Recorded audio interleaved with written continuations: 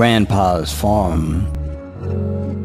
Out on the back roads of Guilford, heading towards Vernon, is the old family farm. From the distance, it looks like it could have easily held some 250 cows. But as you drive closer, there isn't a cow or horse in the fields. It's been abandoned now for a few years. The fields and pastures that stretch from horizon to horizon, cleared by a team of horses and men.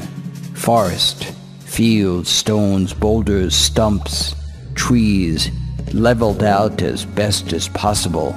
Enough for hayfields and cows to graze. Not one of those flat as an iron Iowa farms. Vermont farms, especially the dairy farms, grew up on the sparse, granite-filled fields that reluctantly offered a harvest.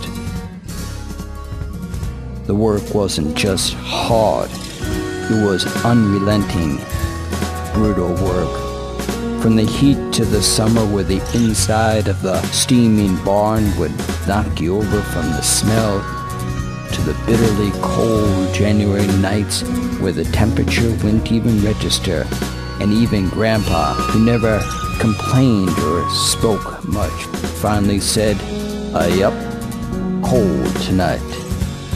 But at 4 a.m., he was up and ready to head to the barn. He was like watching a sailor walk on a ship as he ambled out on arthritic hips and knees that could barely hold him up. But he could swing a milk pail as easily as a man decades younger. 365 days of the year, morning milking, then evening without respite. This farm is a cycle of seasons unbroken back through time to when the earliest human planted a seed in the earth or first squeezed milk from a goat or cow. When Grandpa passed away a few years ago, no one wanted to take over the farm. All the kids who grew up on it and the extended family said, much too hard. And from a dollar and cents point of view, it doesn't make a lick of sense.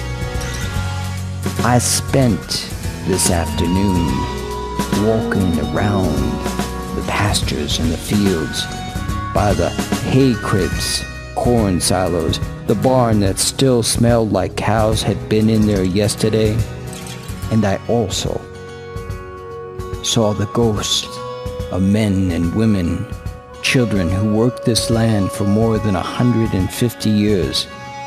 A single cow, probably from a neighbor, was grazing on the upper pasture in a field of daisies.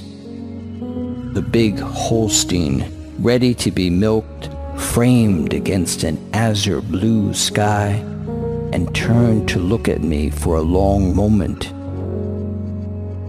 as if I knew the fate of these farms and fields.